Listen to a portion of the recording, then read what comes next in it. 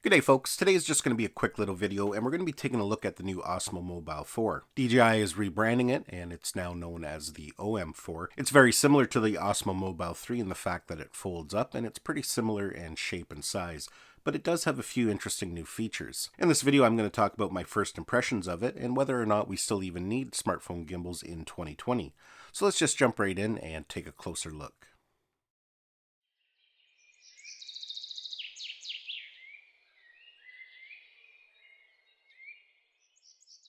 Now, when you purchase the Osmo Mobile 4, this is everything that comes inside the package. Now, one thing you'll notice that's missing this year is last year we had the option to get this nice case for it. With the Osmo Mobile 4, we only have a soft pouch. And for the most part, I'm okay with that because when I was traveling with my Osmo Mobile 3, I would always leave my case at home and just stick it in my camera bag. But they do include this nice soft pouch that will keep it protected if you have it tucked away in some luggage or inside your camera bag. You can see here, just like the Osmo Mobile 3, we have a tripod.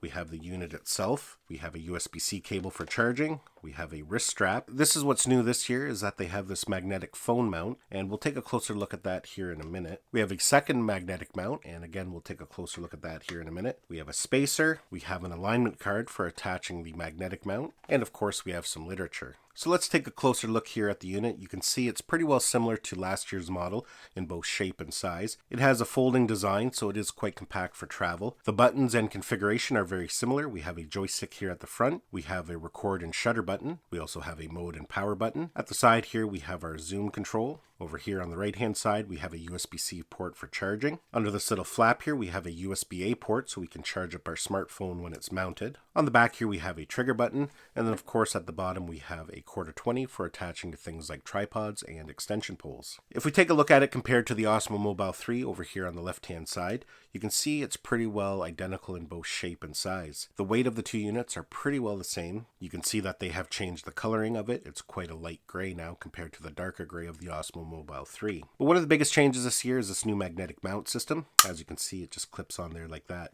Now, when I first seen this advertised, I kind of thought that was just kind of gimmicky. But after using it, I do see the value in this, and we'll kind of go over that a little bit more as we go on in the video.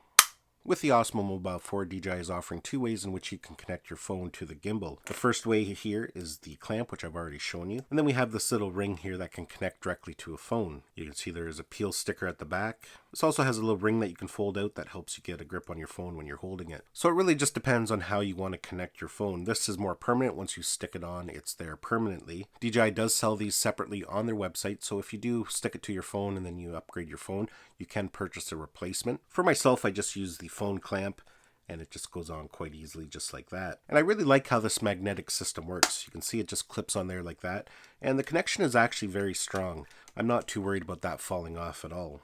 I mentioned how I wasn't quite sure about this magnetic system and whether it was just a gimmick or not. But for me, the other day when I was out testing it, I actually had this clamp on my phone all day and all night. And it wasn't a bother to have it on there. It didn't feel awkward to hold. So if you're out traveling or doing any kind of adventuring, you can actually just leave that clip right on your phone while you're on vacation, and it's always there ready to go for you. And I think that's kind of one of the problems that people have with these gimbals, is that they're not always so convenient to use. In theory, they're a good idea, but sometimes they can be a little bit of a pain to use. If you're out sightseeing and you're filming with your gimbal and you want to put it away, you got to dismount your phone. And then when you want to film again, you got to put your phone back in the cradle, rebalance it. And sometimes you just don't bother because it's such a tedious thing to do that people sometimes just tend not to use them as much because you don't want to be balancing your phone all the time throughout the day. But with a system like this, you can just connect it and disconnect it whenever you want. So I do think it's a great useful feature and not really so much of a gimmick. Now, kind of an important question is, do we even still need smartphone gimbals in 2020? Cell phones have come a long way over the last couple years, and the stabilization and image quality on a smartphone is actually quite good. Most phones nowadays have some form of electronic image stabilization. The higher end ones even have some optical image stabilization in them. So, the stabilization's pretty good. For myself, I would have to say that for most people, a gimbal is not really necessary nowadays. After all, the reason why cell phone cameras have become so popular is that they're so easy to use. They're always in your pocket. You can pull them out and film, take photos whenever you want. To add a gimbal like this to the mix is a little bit inconvenient. But there definitely is still a market for them. After all, DJI wouldn't continue to develop new models if there wasn't. But I think today people use them for more very specific tasks. For example, if you're a solo content creator, these things work great as a cameraman. You could mount this on a tripod, use Active Track 3.0, and the camera is going to follow you around while you move. And that's great for somebody who maybe has has, say, a cooking channel on YouTube, as you move from the counter to the fridge to the oven, the camera's going to follow you around. So in those kind of situations, a gimbal like this is perfect. A gimbal like this is also great for easily creating panoramas. As you can see in these photos here, with a simple click of a button, you can create a nice 3x3 panorama or even a nice wide angle panorama.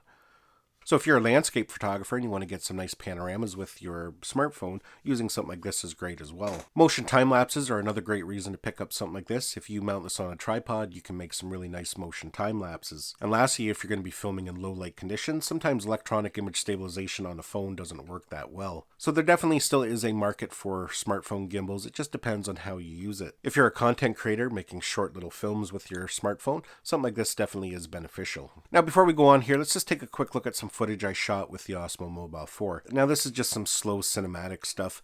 That's really what you use these gimbals for nowadays. A gimbal like this you're not going to mount on a mountain bike, and you're not going to go jogging with it either. If you are a person who wants to film yourself jogging, there are better options on the market. So anyways, let's take a look at some footage here.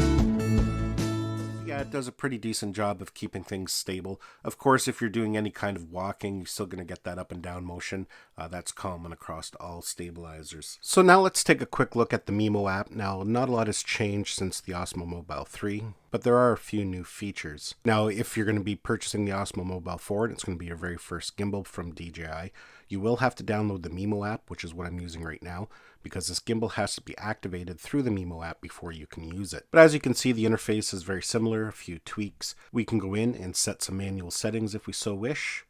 We can change our resolution. We can put it up to 4K at 60 frames per second. And of course, we have all our gimbal settings and different things there. In the bottom center, we could set our zoom level. We can go to a wide angle shot, or we can zoom right in. And of course, we can use the side toggle to zoom in even farther. When you zoom in that far, you're now in a digital zoom. Over here on the left-hand side, you can see we have an option where we can enable all our gesture controls. We can turn it on and turn it off. Now, if we go all the way over to the right-hand side, that's where we change all our shooting modes. We have all the standard ones. We have pano, photo, video, slow motion. And you can see here we have a new one called dynamic zoom. And basically, that's a dolly zoom or vertigo effect, similar to what we can do with the Mavic 2 zoom, and now recently with the Mavic Air 2. So one of those things, they are a little bit gimmicky. It's not something you're going to use a lot. They're fun to play around with, and you can maybe create some interesting B-roll footage, but it's not really something myself that I would use very often. I did try to create one with it, and as you can see here, it didn't turn out that great. It's a little bit wobbly. The effect is kind of neat. Maybe you'll have better luck with it holding it steady than I did. Now, just like the Osmo Mobile 3, we can drag on the screen, draw a box around an object, and we can automatically track it. The other way of tracking is just by lining up the subject in the box and then pressing the trigger button, and as you can see there, it'll automatically track it. And a third way to do it is by using your gestures over there on the right hand side. You can actually set a gesture to start tracking. So yeah, folks, that is the Osmo Mobile 4. Now, should you upgrade if you have the Osmo Mobile 3? Probably not. I don't know if there's enough change to justify spending the money to upgrade. Performance-wise, you're not going to get any kind of improvement.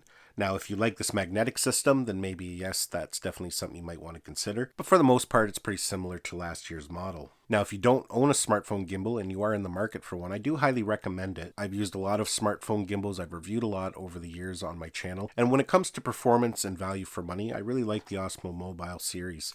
I think they do a good job for the price, and the folding feature is kind of nice because if you do want to pack this in a camera bag, it's not going to be too inconvenient. I am kind of curious if any of you have purchased the Osmo Mobile 4 and what your thoughts of it are. Let me know down in the comments below. Now, lastly, before I go, because I know I will get it asked down in the comments, and that's whether you can use a microphone with the setup. And the answer is yes, you can. Now, I'm not going to demonstrate that here in this video because I'm going to make a separate video demonstrating that. I'll have that uploaded in the next day or so. And the reason I'm going to keep it separate is for people who are searching for that topic. They may not want to sit through a whole review video just to watch how to connect a microphone to it. So if you're interested in that, keep an eye out in the next day. I'm going to hopefully try and upload it tomorrow. Once it's uploaded, I will add a card up here at the top, and I'll also put a link down in the description to it. I want to thank you for watching this video. Hopefully you enjoyed it. Give it a thumbs up if you did.